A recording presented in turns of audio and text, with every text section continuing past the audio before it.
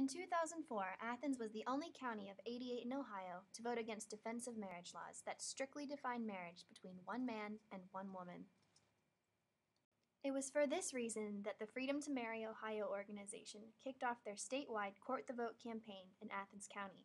The campaign's goal is to overturn Ohio's current marriage laws by gaining support from Ohioans. Mickey Hart, head of the Ohio University LGBT Center, supports the Freedom to Marry campaign. He also remembers the 2004 legislation very well. And Athens County was the only county to vote it down, so that it, saying we don't want this in our constitution. I was very proud, actually. I think that Ohio, particularly in support of LGBT issues, is way behind compared to other states, and I don't know that we're there yet. I wish we were. North Carolina recently became the 20th state to constitutionally ban the recognition of same-sex marriages. Allie Maloney lived in North Carolina before coming to college at Ohio University. She has seen how the marriage debate has affected her lesbian sister. It's a pretty emotional response for all of us, I think, because the way that I've envisioned my sister getting married my whole life would be in the mountains of North Carolina, and for now that's not a reality. I would say the LGBT movement is finally getting some camaraderie from groups of people that they've never gotten any sense from before of brotherhood. OU student Stephen Evans and his boyfriend Scott are hopeful for the future of Ohio's LGBT rights movement. I feel like it's a completely different environment compared to where I'm from, and I feel that the whole community is supportive. But even the outside community, Scott and I have not had a problem with like holding hands in public or taking care of one another. And even when we had to go to the hospital, they were really supportive about like letting him stay in the room with me when I was sick. Those small little things mean a lot to us. As the national debate continues, Athens, Ohio remains a stronghold for the Freedom to Marry campaign's efforts. You don't have to be queer in order to get along with those people or in order to think that everyone should be treated equally. So you don't even have to agree with people being gay in order to agree with the right that every human should be allowed to spend their life with another.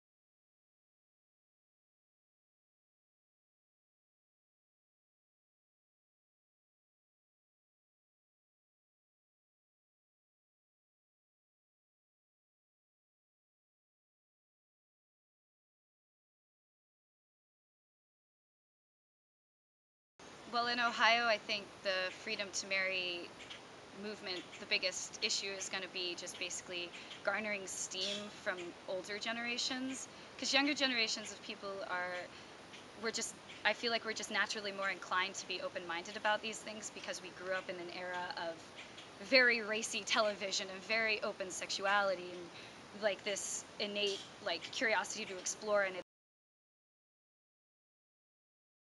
Um, and I think the only reason why I would say it's not important is just because it's sort of a like protection against for myself from getting like hurt from not being able to be married. There's certain limitations and restrictions to that kind of stuff, that marriage and things, and I don't know if I'd want to bind myself to that. And it's not because it would be allowed or not allowed, or it's just because that's just how I feel.